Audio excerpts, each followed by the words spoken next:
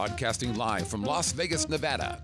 It's that groovy little podcast that gives you a first-person look into what it's like to call Sin City your home. It's the Living in Las Vegas podcast. That's it, baby. That's it. Let's get this party started. Oh, welcome, everybody, to the Living in Las Vegas podcast here on the Vegas Video Network. That's what I wanted to hear. Thank you, everybody. Hey, and congratulations, because you're listening to or watching the longest-running podcast about Vegas that actually originates in Vegas. We started this thing on January 12th, 2006, over 13 years ago. That's insane. By the way, what does that mean to you? Well, whether you're a local or a tourist, I want you to think of this show as your own secret handshake to all things cool and groovy. Now, the live show is on the first and third Tuesday of every month at 7 o'clock Pacific PM at VegasVideoNetwork.com/live. Again, VegasVideoNetwork.com/live. Come on over, have some fun with us. Join these lovely people in the live chat. Well, there they are right now. I got Pops and Ozzy, Deb, Guy, Dieta, Sandra, Rich, Gregor, Guy, all kinds of fun people hanging out. And why are they here? Because we're having fun. It's the thing we do here. We've created this great community. We have people showing up an hour before the show just to kind of catch up with each other. I've had people who have been watching this live show for 4 years in a row. It's crazy. Other reasons, though, not just because they're charming and fun to be with. Behind the scenes, we start streaming half hour, 25, 30, 15-ish minutes before the show. You can watch us putting everything together. You can actually influence the show as well. And then after the show is done, we do Vegas Video Network After Dark, VVN 2.0. That's when we start talking about things that we wanted to share with the live stream, but we simply didn't want to have on the record. So again, VegasVideoNetwork.com/live. Hey, I'm your host, Scott Whitney. Konnichiwa, buenas noches. How you doing, hot stuff? I am the founder of the Vegas Video Network. So on behalf of all of our shows, thanks for checking us out. And on behalf of this groovy little podcast, thanks for playing along as well. All right, let's get started.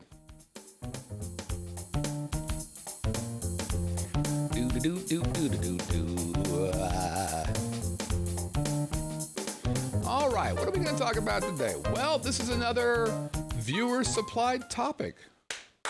Well done, viewers. This is Glenn Santa again. He's kind of like my producer over in New York. And he writes, how about a show on the recreational marijuana scene in Las Vegas, the do's and don'ts? I love that idea. So today's show is going to be called The 411 on 420 in Las Vegas. 420 is a shortcut for marijuana use. All right, here's the funny thing about this whole marijuana thing in Vegas. You might be surprised how many people were against this idea, the idea of people wanting to be able to smoke legally in Las Vegas. And I have always had this stance that says, I really don't think you should regulate what adults put in their body. Doesn't make sense to me. If you want to get high, go ahead. You want to have a drink? Cheers. You want to do a little coke? That's fine. Have a party. Just don't get in my way. Don't cause problems. Don't kill people while you're doing that. But it's your body. Do whatever you want with it. A lot of people say, yeah, but alcohol, that's a safe drug. We can do that. Okay. I would argue that alcohol has a number of evils associated with it. But the great thing about alcohol is that it's regulated. If I have a Coors Light, I know what it's going to taste like, and I know what it's going to do to me, how it's going to affect me. If I own a Tanqueray and tonic, I know what a Tanqueray is all about.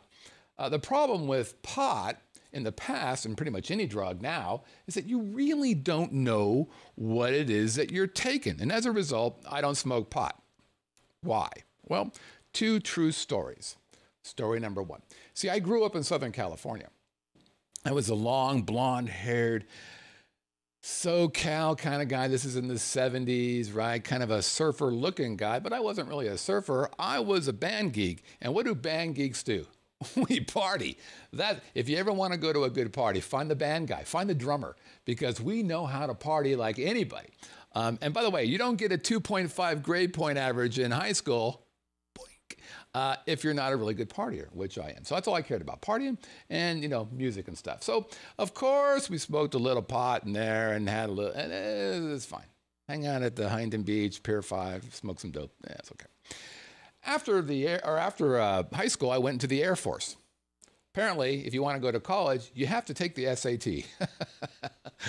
I was busy that weekend. So I went in the Air Force, and after basic training, I found myself in Biloxi, Mississippi, which could be a whole show in and of itself. After a while, I partook in a little bit of the marijuana. As a matter of fact, saw the funniest movie I've ever saw while I was high. It was a comedy called Brubaker. Have you heard of it?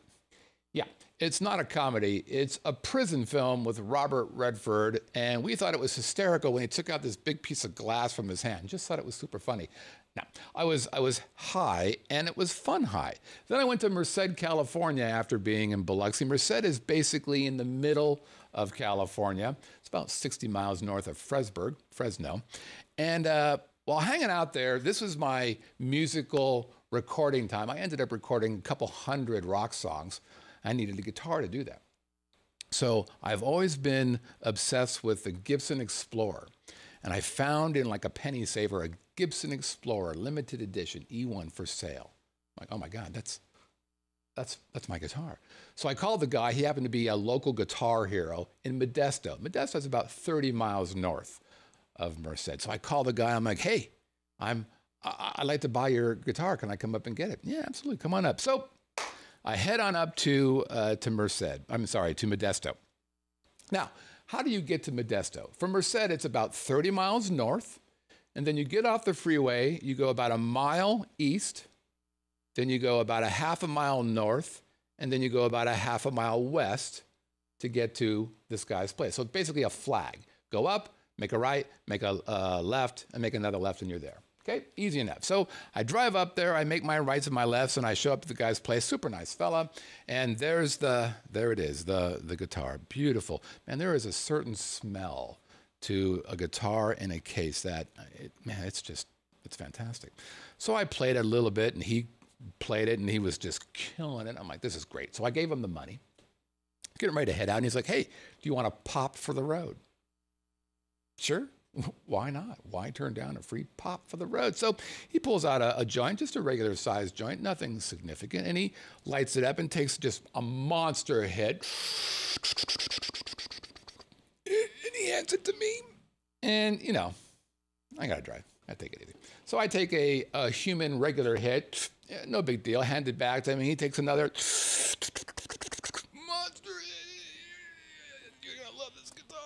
And he hands it back to me, and I'm like, well, and I'm like, well, this is kind of interesting. I take just one little bit hit, and then all of a hit, and I'm like, this is this is kind of weird. I can't feel my lips. I couldn't feel them, like they weren't there. Super hard to talk when you can't feel your lips. And I had the worst cotton mouth I've ever had in my life. It was like eating gum. I'm like, well, this is problematic. Probably time for me to go.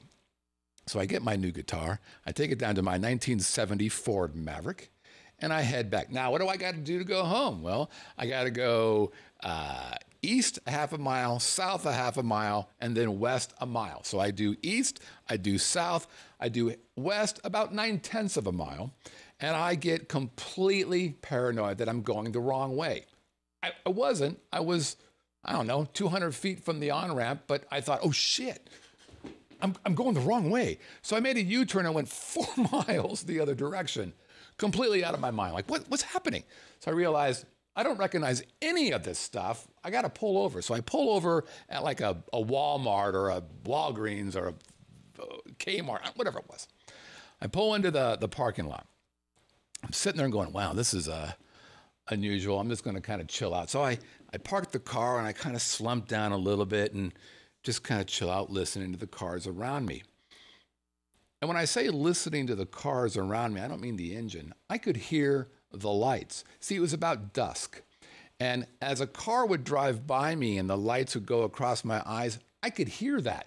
This is before Star Wars. So these cars are going by, and I'm like, what the fuck is this? So that took about 3 hours to get over that. And I ended up, finally getting home. And come to find out, I explained this to a few people, and they're like, oh, yeah, I know what happened to you. Your dope had angel dust in it. Oh, charming. So I said, that's it. No more pot. Can't trust it. Not interested. So that's what I did until Jamaica. Yeah, fast forward a couple more years. I'm out of the Air Force now. I'm working at a company called Varian. Meet a woman who I'm, kind of fond of, and we start dating, and she's like, hey, I'm going to Jamaica in a few months. She was going to go by herself to Jamaica. And she's like, you should come with me. I'm like, Jamaica?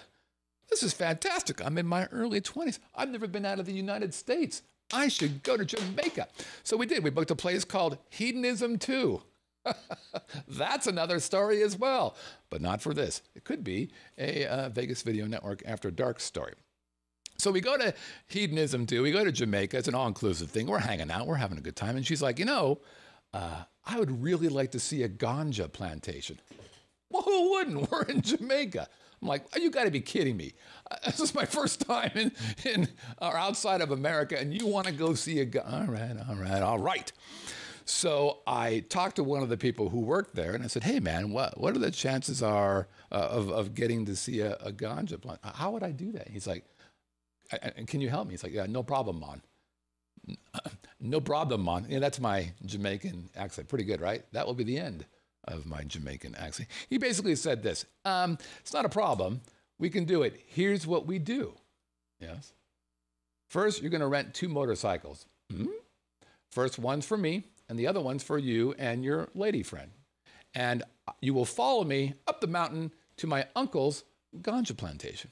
Well, that sounds like a great idea. Let's do that. So the next day, I rented 2 rickety piece of shit motorcycles, and we head on up the mountain to this ganja plantation. Now we're on the wrong side of the road.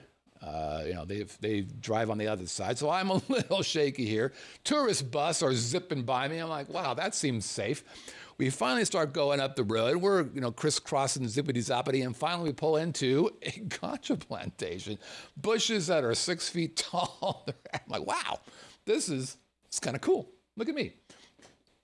Over to this far side there, I see Uncle Bob or Uncle Joe or whatever the hell his name was, standing by a tin building, happy as hell. And we started chatting with Uncle Bob or Uncle Joe or whatever his name was, and super nice guy. And he's kind of explaining how stuff works. Well, the reason why we have the trees around the pot is because we don't want people to be able to see in. I'm like, well, that seems like that's a legal thing or whatever. He's like, would you like to see our product? Absolutely. So we go into this tin shack. Now, this tin shack is elevated about 3 feet off the ground. So we go up the stairs, open up the door, and walk into the tin shack that's completely empty, with the exception of a 3-foot pile of pot. Like, yeah, you don't see that very often. Like, that's pretty cool. Okay, sounds good.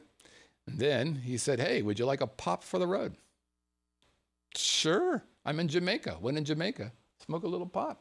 So we go back outside, and Uncle Joe, Uncle Bob, whatever his name was, pulls out a spleef that was about as big as my arm. It was enormous. It looked like a Fred Flintstone marijuana cigarette. I'm like, holy shit, what are you going to do with that? Well, he showed me. He took out one of those lighters that goes, takes a monster hit.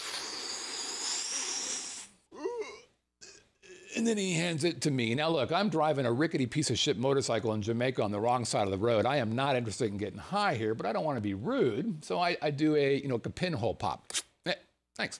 And hand it to the gal with me, Sue. And she takes a sizable hit, hands it to our driver, our tour guide. And he takes a hit, gives it back to Uncle Joe, Bob. And Joe's, this huge amount of dope. Hands it to me. I'm like, here we go. Back to Sue. Sue takes a hit, and so we're hanging out and talking. And, I'm like, man, this lip thing is kind of, but I wasn't feeling high, but I could feel a little something. I'm like, well, I got to be aware of that. Sue, meanwhile, is like, I'm feeling a little tired. I need to sit down. All right, sit down. So she sits on a big log, and I'm keeping an eye on her and talking to Joe Bob, the uncle, and our guide, and I'm keeping an eye on Sue. And Sue, normally, she's like 5'0" for one thing, so not a lot of body to her. And then she's turning from a pinkish red color, little sun, to white. And I mean like, where'd the blood go white? And then she decides to tell me that she's sleepy, her eyes can't stay open, and she wants to take a nap. Fuck that. And I'm like, what? No, because I'm thinking to myself, you're about to die. And if you die, that means I die, because there's no way these two Jamaican cats are going to go, yeah, we have a witness who watched one American die. We can't have a witness for that. We're going to kill him too, and then fertilize him. And that's why all the plants grow so well. So I'm like, screw this. So I get her up, I put her on the motorcycle behind me, and I wrap her arms around me so that they're kind of on my stomach. And then I take them and I tuck them between my legs. And then lean forward like this so that she's leaning against my back, and then we were off and got the hell out of there. At that point, I realized that's it. No more pot. I can't trust it. I'm not interested. And I haven't smoked pot since I was 25. So, 10 or so years? Over 25, almost 30 years. It never really interested me. Now, all of a sudden, pot gets legal. So what's the deal on this? How did this all happen? Well, back in November of 2016, November 8, 2016, Las Vegas passed the Regulation and Taxation of Marijuana Act, which stated that on January 1st, 2017, you all can get legally high. But that didn't really actually start until July of 2017, because you couldn't buy it unless there was a dispensary, and that's when the first dispensary hit. So what's the law say? Well, first of all, you can only buy from state-licensed retail shops or dispensaries. So that means that if you're still hanging out with Chris on the corner, your dealer, that's illegal. You can't be doing that, so knock it off. Now, what's it say? Okay, who can buy weed in Las Vegas? Anyone over 21 years old can buy.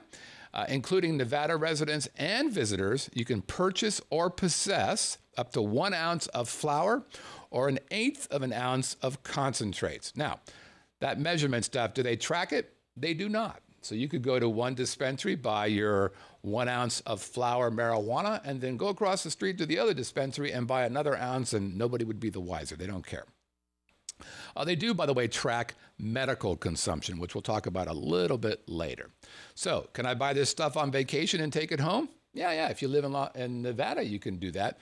But if you live elsewhere, absolutely not. So it's against federal law to carry cannabis across state lines.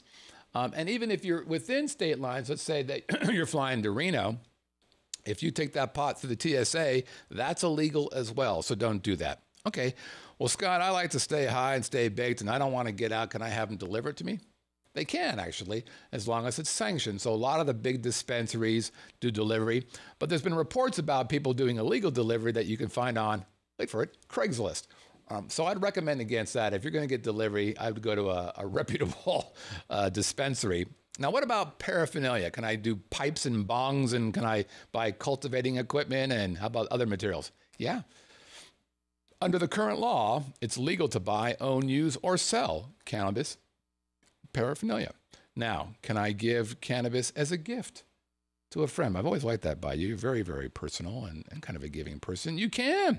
You can gift them up to 1 ounce of flour and 1/8 of an ounce of concentrate, just like what you can own, but they cannot pay you for it, because then you're basically dealing. Can I reimburse a friend who goes on a pot run? Nope. That would be basically construed as an illegal sales transaction, but it does get a little murky. What if you give them the money and then they go? Nobody's very clear on that. Okay, well, where can I smoke or consume cannabis? And this, folks, is the thing that's screwing people up. You can smoke at private properties, right? So that means that if you own a house, smoke to your heart's content. You can also consume on a private property if you have the permission of the property owner. So if you go to your friend Dave's house and it's his house and he wants to get high, you can get high. If you're renting, you can't smoke there unless you get permission from the owner. That's muy importado. But what that means that you can't get high in a casino. Yeah, most people don't know that, but you're not allowed to do that. So casinos are kind of serious about this. They actually will fine you if they discover that you smoked pot in the room. Well, how much is the fine? Well, how does $500 to $2,000 strike you? To me, it strikes me as not a great idea. And a part of that, it's gone up because I guess some of this pot is oil-based, and the oil is kind of stainy. And so they're trying to get these stains out, and they're like, fuck it, we're just going to charge you $2,000 to do that. That also explains why edibles and vape pens, disposable cartridges, that's becoming real popular with tourists, because then you don't have the problem of smoking pot in your room. I also read that a few smaller non-gaming hotels off the strip are allowing people to smoke in rooms and or on the balcony. So you don't want to call ahead, of course, for that. But nobody on the strip is allowing us to do that as far as I know. And by the way, you may say to yourself, well, wait a minute, can I just buy it and then consume it at the dispensary? No. That'd be the equivalent of buying a six-pack of beer at the liquor store and then drinking it right there. You're not allowed to do that. You can't smoke pot in a dispensary. As a matter of fact, when you buy, whether it's an edible or a flower-based pot, they actually seal it, package it, and hand it, and basically send you on your way for your high test. Okay, speaking of high test, what about my employer? Given it's legal now, can my employer drug test me for marijuana use? Yeah, absolutely. Public, private, doesn't matter. If they choose to prohibit marijuana use, they can absolutely drug test you, whether it's legal or not. And there's not a whole bunch you can do about that. Interestingly, though, there appears to be a trend where companies are less interested in the marijuana aspect of that. And there's some argument that because of the low unemployment rate, in other words, it's harder to find employees, businesses will likely curtail that as well. But it really depends on where you work. So I know somebody who just recently was hired by a major gaming company that has a world or a US-wide footprint, and that person was drug tested. So they're still doing it, regardless of, and by the way, if the company has multiple places, we're one of few places where marijuana is legal, so they're going to drug test you anyway. So you can't get away from it even if it's legal in Las Vegas. Now, can I consume cannabis in public? No, absolutely not. You can't smoke in public. You can't consume an edible in a detectable way. Like, you can't make a big deal. I'm getting high. Can't be doing that stuff. And if you do, you're going to get yourself in trouble. By the way, you can't do it in a real retail store. You can't do it in your car. You can't do it anywhere, again, other than your own private residency, basically, a private location. And there's a fine if you're caught doing that. It's a misdemeanor. It's a $600 fine if you're out trying to get high, walking up and down Fremont Street, for example. Now, are people doing it? Yeah, for sure. Is that a risk you want to take? I don't know. If it is, take it. But it's certainly not something that I'd want to do. How about if you want to be your own grower? Are you allowed to do that? Well, you are. It's kind of neat if you're into that. Homegrown is not legal in Las Vegas, the city. However, it is legal to grow your own in other parts of the state under the following conditions. And by the way, just so you know, Las Vegas, for instance, the Strip is not in Las Vegas. We've talked about this before. It's in Clark County. Las Vegas, from the Strip perspective, doesn't start until Sahara North. So, for example, Stratosphere or Strat now, and all of Fremont Street. That's in Vegas, but everything below the Strat is not Vegas. It's in Clark County. So what are the rules to grow your own pot? Well, first of all, you have to live more than 25 miles away from a cannabis retailer, which I think might be hard because, as you're going to see a few minutes from now, they're everywhere here. I don't know you can get 25 miles away from something like that, but good luck to you. You can grow your plants outside of public view, and the area is locked and secured. So you can grow it, but it's got to be locked and secured and outside of public view. That means you can grow inside a room, inside your house, a greenhouse, a closet, any other area that it's enclosed and locked and secure. You can grow no more than 6 plants per person in the household, with a maximum of 12 plants per household. So if you're a family of 4, little Jimmy and little Julie do not get their own pot plants. Sorry. You must either own the property or have been granted permission by your landlord or legal owner. And by the way, I think the chances of that are 0. I just don't think it's going to happen. So if you want to grow the pot, you gotta buy your own home, basically. Now, if you violate any of these conditions, you could be charged as following. First violation, well, congratulations, it's a misdemeanor, and it's punishable with a maximum fine of $600. You're not a learner, you want to keep going, second violation, good for you. Now it's a $1,000 fine. Now you keep going, okay, third violation, you idiot. It's escalates from a misdemeanor to a gross misdemeanor, and then if it's a fourth and subsequent violations at this point, congratulations, you're now a Category E felon. Boink. So I'd recommend against that. Okay, is a medical marijuana card necessary? It's not. Anybody can get high as long as they're 21 and older, I said, but there might be a reason why you want to use a medical marijuana card. First of all, you're going to save yourself 10%. Yep. There is a retail excise tax on pot here that's 10%. So if you're a medical marijuana card holder, you don't pay that. And also, the pot available to medical marijuana folks is stronger. So if you need to get higher, or whatever the term is, maybe you need one of those cards. Now, where do you find this stuff? Well, a dispensary, and let me give you an idea of where they are. There's a couple, as you can see from this map, for those of you watching the video, and those who are listening, basically, you can't swing a cat and not hit a dispensary somewhere. And it's hard to tell on this particular map, but the one place that you won't find is on the Strip. They don't allow dispensaries on the Strip proper. By the way, this website is called weedmaps.com. I have seen a number of dispensaries advertise that they're on Weed Maps. So apparently that's the place to go if you want to find a dispensary. But again, you're not going to find any place on the Strip itself. Now, the closest place to a dispensary on the Strip is Planet 13, which is like this 100,000 square foot place. It looks amazing from the outside, and it leads to, what does this stuff cost? Which fascinates me. So according to Planet 13, and this, by the way, is their website, that's the outside of their building. That's a big, giant, I don't know, concrete ball floating on water. It's really impressive. They've got a huge crowd there almost all the time. So what does this stuff cost? And the problem with this for me is I don't really know the associated high with the cost. So on average, as I went through their website, you can get a gram for $20. And if you want an ounce, it's about $380. Now, the problem is, what does a $20 hit do to you? I mean, does it get you super high or kind of high? Is it the equivalent of drinking a beer, or is it the equivalent of drinking a bottle of scotch? I have no idea. If it's the equivalent of drinking a beer, $20 is more expensive than any drink on the Strip, so it doesn't sound great.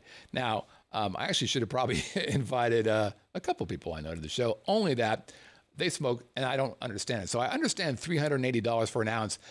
That an ounce is a lot of pot, I guess. So that's probably a reasonable investment, but I just don't know the deal on that. So a lot of people who are trying to learn more about this will go on a herb tour. There's a website called herbologytours.com. I think it's a good idea, but you've got to be careful. So Glenn, part of what he said in his email was, you could also tell the story that we went through. Now, I'm not going to tell the entire story, but here's what basically happened. They went on one of these pot tours. And one of the things that you do, besides understanding the history of marijuana and all that good stuff, and you get to buy pot. So they went to some dispensary and bought some edibles. And as they were going through the rest of the tour, and I think the tour lasted 3 hours. This is a 3-hour tour, like Gilligan. They each took an edible, as I understand it, and they were going through the tour, and the tour was done, and they headed over back to the casino, and they weren't really feeling it. They were just kind of sitting around going, well, I don't think it's working. So they take a couple more, and things changed for them quickly. So first of all, the way your body, the metabolism, or the way, what's the word? The way your body handles pot is different. When you smoke it, it's one way, but when you eat it, your body takes it differently. So it's common knowledge, I guess, that the edibles are stronger. It takes less to get you high, apparently. Well, they didn't know that. So the first two didn't do anything. They took two more, and now they are freaked out. They're walking around kind of like people are talking at them who are not talking at them. I think they think each other were talking to them, and they weren't talking to each other. They were completely paranoid, freaked out, and that was the way they were for 8 hours. So here's a tip from your Uncle Scott. If you're going to do edibles, take them and then just wait. Be patient. I think you're going to get what you're looking for. Speaking of edibles or just walking around, what about driving? What's the deal with driving while high? Well, Nevada treats it like a DUI. It's the same kind of deal. So if they pull you over and it's clear that you're high and that you're impaired, you're probably going to get arrested. They also have a test, very much like alcohol. If the driver's blood contains at least 2 nanograms per milliliter of marijuana or 5 nanograms per milliliter of metabolites, I guess that's edibles, that's the same as being 0.8%. Now, again, I don't know. The problem with that is, what's 0.8% in alcohol? For me, it's about 3 drinks. But what would that be for marijuana? I don't have any clue. And for women, it's usually half of what it is for men. So I don't really know what that means from a don't smoke too much, don't eat too much, because it'll get you in trouble from a DUI, or just a safety perspective as well. And by the way, just like drunk driving, if you get popped, the penalties for driving stoned are the same as being a DUI guy. So jail, 2 days to 6 months, 24 to 60 or 96 hours of community service. You get to go to Nevada DUI school, which you get to pay for.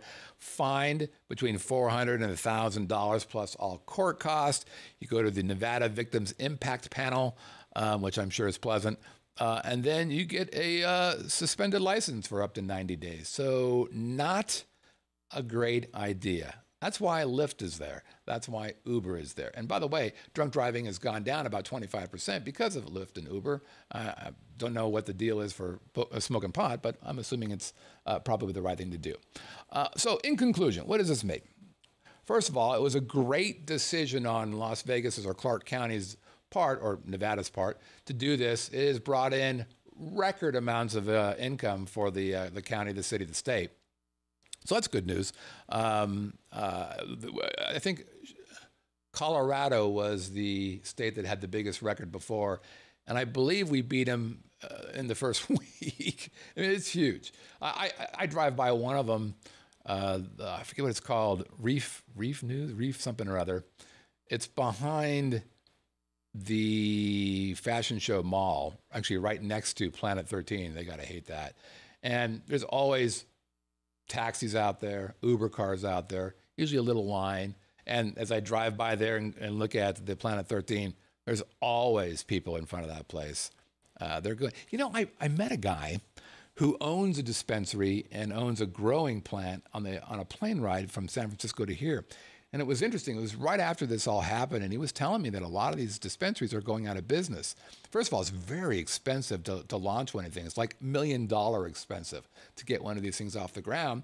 And a lot of these people didn't have the financial wherewithal, but also the business acumen to get the business running. And as you could see in that map, the competition here is fierce. 50 plus people selling basically the same thing. And they all have their own names and they all have their own pitches, but they're all selling the same stuff. So a little competitive, I guess.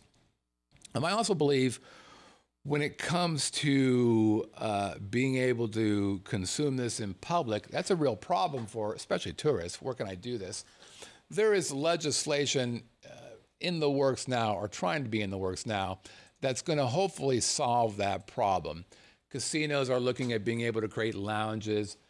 Companies are looking to be able to just create pot lounges around the area here so that you have somewhere to go. And clearly some, like I said before, some places, some hotels that don't have casinos off-strip are already saying, yeah, we'll let you do that. We'll give you permission to do that.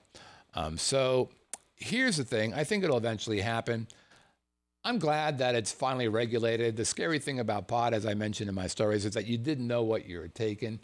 Now you pretty much know, but I wouldn't do what Glenn did and Kelly, and that is take it until you feel it, because I think that's just it's like drinking. If you drink until you feel it, it's too late. You've got a lot more coming. So I would take it easy, basically, and until then, fly safe. Have a good time. And if you can describe what it's like to be high, let me know. But I'm still not going to do it. It's not of interest to me. All right. But here's what I will do. I'll have a drink on you. Or me. Have a drink on me. That's right. Have a drink on me. Come on. Yeah. All right. It's time for Have a Drink on Me. It's part of the show where I show you a picture of a bar or a speakeasy or a lounge, but never a nightclub.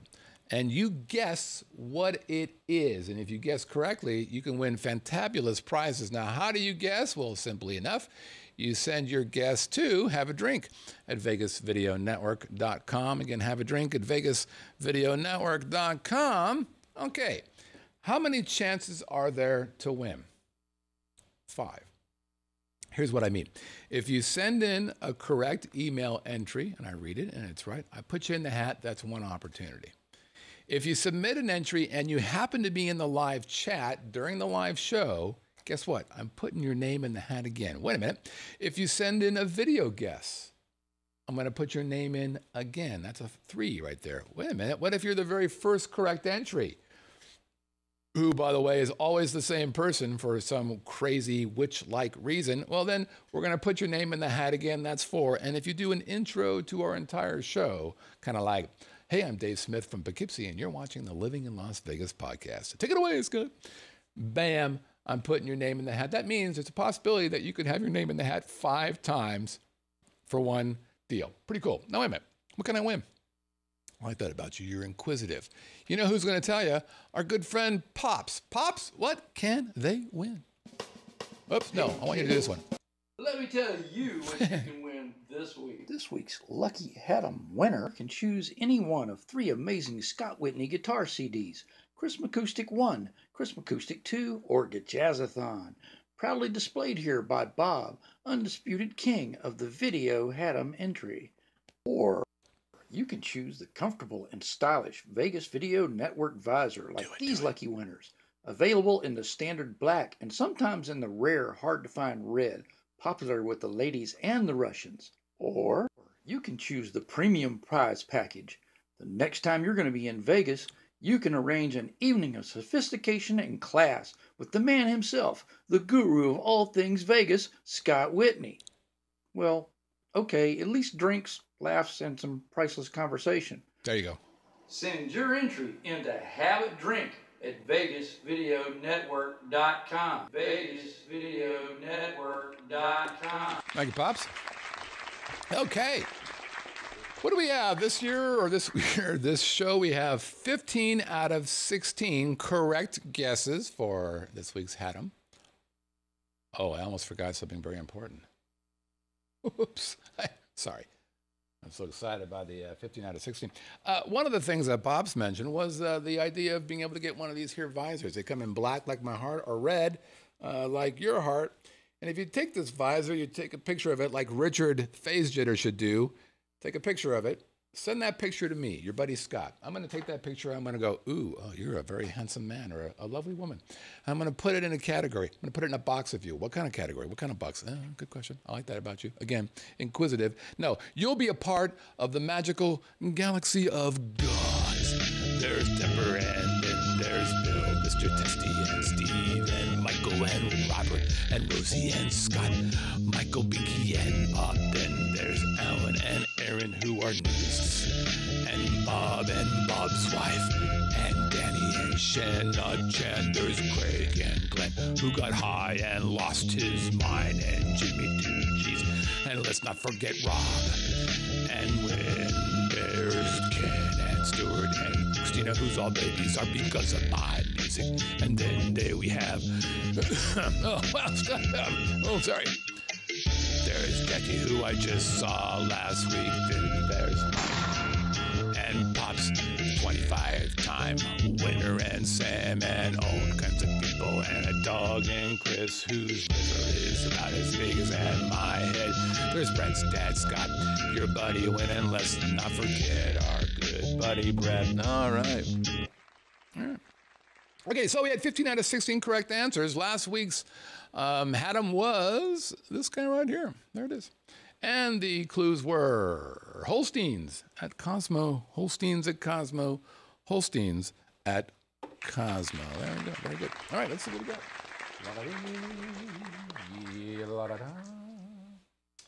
Okay. By the way, Pops in the live chat does edibles. How about that? Okay, number 1. Aussie Deb, 1 for the correct answer. Aussie Deb, 1 for being the first correct answer because she's in Australia. She's 12 hours ahead. That's why she knows these things. And then also 1 more because she's in the live chat. That's right. Aussie Deb, first one in the live chat. She's in Australia. It's 15 hours ago or before. We haven't even got there. She's there. That's how awesome she is. Next, we got Mike from the Couve.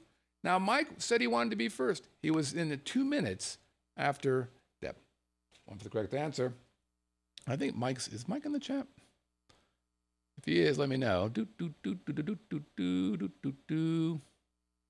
Then we've got Bill 98036. He tried to be first. He had a lot of fun in the live chat. He was third. He's telling you these guys are not messing around. Deb is not to be messed around. She's the shit. All right, so let's go. Next up, we've got Sam the Wrench. 1 for the correct answer. Sam is in the live chat. Wrench. That's a double. Way to go. Gotta love that. Next, we have Mike from the Couve. He's an extra because I missed him last week or last show, and I promised I'd put him in there. So, we're giving. Mike's in. Then we've got Binky, correct answer. We've got Jeff Brunacci from Loveland, Colorado. That's a nice name. Andy from New Hampshire, who's always playing. I like Andy's deal. John Herman from New York City. 1 for the correct answer. Blackjack Bolin. That's a great name right there. Boom. Steve Rhodes from the UK. Now, this is funny. He wrote to me and said, I'm trying to go cold turkey from the whole Las Vegas thing. And then I saw your last episode. It sucked me back in. And as a result, he decided to have a drink on me. Jimmy 2G's, 1 for the correct answer. And then we've got Who's Your Daddy? 1 for the correct answer. And I think they're in the live chat. There he is. Who's your daddy? Hoosier, like the Hoosiers. One of my favorite names in the live chat, by the way. Then we've got Bob Thomas, who I've met for a Haddam, from St. Augustine, Florida. And then finally, we've got your friend and mine, Pops, with his video entry. There it is. Go, Pops, go. Hey, kids, it's baseball season. Sometimes Scott hits a home run with a Haddam pick. Holsteins at the Cosmo. Holy Holsteins. Yep, Scott's going to go there and drink. Not Pops. What? Pops always says it takes more than just booze to interest him in a bar. Go to Yelp, look at the pictures of the food. Go there to eat. Oh my goodness, go there to eat. Good pick, Scott. See ya. All right, way to go, Pops. By the way, Binky was in the live chat. Sorry I missed you, Binky. Didn't see you. I got your name in there. Way to go. Pops, 1 for the correct answer. Pops for being in the live chat. Pops for the video entrance. Well done. Well done. Okay. Let's see what we got here. Oh, by the way, Pops, I found it funny that you love that place because the drinks there are about $19 a piece. That's the Cosmo. Now what do you say? Now tell me about your plans, Batman. All right, here we go. La la la la la la la la la la la. And the winner is it's Pops. Now Pops, who has won 7 times, as I recall, Pops, he wants me to hand it off to somebody else. So Pops was the winner. Winner. Let me get on the live chat. Pops winner.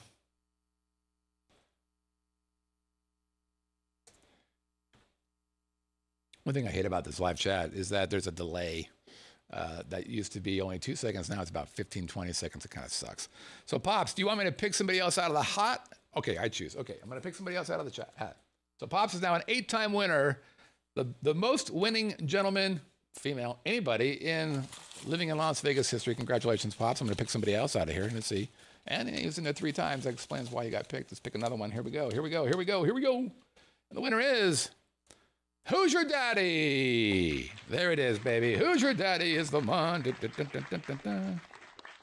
Well done. Okay. So we'll put that over there. And now let's look at this week's Have a Drink Upon Moi. Do, do, do, do, do. There it is. And here are your hints. Simply could have been named Tree and Plant. Could have been named Tree and Plant. Hint number 2, the property is, quote, contained in downtown Vegas. The property is, quote, contained in downtown Vegas. And hint number 3, it could have been called Wood and Itchy Maker. Hint number 3, it could have been called Wood and Itchy Maker. If you know the answer to this question, I would invite you to send an email to haveadrink@vegasvideonetwork.com. Have a drink at vegasvideonetwork.com. Before I wrap up, you can see I'm wearing my Livestream Las Vegas shirt. I want to share with you an interesting experience today. As I mentioned, I think in the live chat before we got started, wasn't sure I was going to be able to make the show because we had a live stream at 3 o'clock. And it was the weirdest live stream I've ever done. And I've done my fair share of live streams, including this show here. So imagine a live stream, and I get paid for doing this, where we're in a bar, and the very first shot we see is our camera guy walking into the bar, and he sees a llama and an alpaca next to the bar owner. And that's how it started. And we had a donkey in there. We had Vegas Golden Night drinks being made, the Misfit Mule, which is where the mule donkey comes from. It was wacky. The bar is called Born and Raised. It's a local bar here. They have one here in Las Vegas, south of 250, and one over in Hendertucky. They also have a property at the Bally's Bazaar area. We shot this one in the Vegas property. It was hysterical. No one really knew what they were doing, but they had the best time. We were trying to get this. So basically, the premise is we did this drink, this Misfit Mule. Had 2 bartenders there. One of them was making it. One was kind of talking. Then we hand the drink off to a guy who was there, big beard, and we put carrots in his beard because in rehearsal we wanted to get, and we got the donkey to eat the carrots out of his beard. So tried that again. Of course, it didn't work live. Come to find out, donkeys are particular about when they want carrots and when they don't. Nonetheless, the customer loved it. They thought it was hysterical. We all were laughing our asses off. It was a good deal. So I tell you what, if you can get a job where you can laugh and do live streams of videos of donkeys and alpacas and people in bars, that's not a terrible way to make a living. All right, guys, that's it. Thanks for hanging out. Hey, if you want to reach out to us, super easy to do. All you have to do is send us an email to onairq@livinginlv.com. Again, onairq@livinginlv.com. Hey, if you want to send us a voicemail, it's super easy to do. Just go to our website. And when you go to our website, you'll see there's a little orange tab on the right side. Click on that, and then a dialog box will pop up. And because you have a microphone attached to your computer, you can click the Start Recording button and send us your dulcet tunes. We're on all the social media stuff, the Twitter, the Facebook, the Instagram, so check us out there. We're, of course, on iTunes.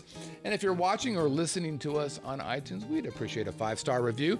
We're also on the YouTube. We're a YouTube partner, and if you're watching us there, give us a thumbs up and share us with your friends. We're also on the Roku.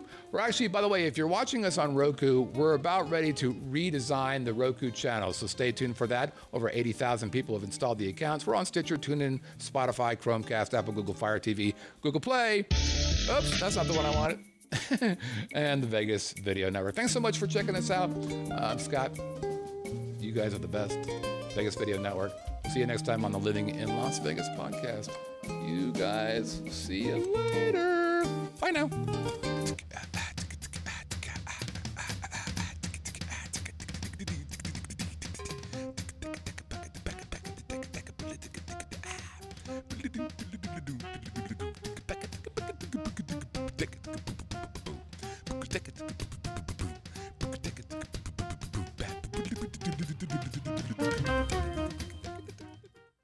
Nope.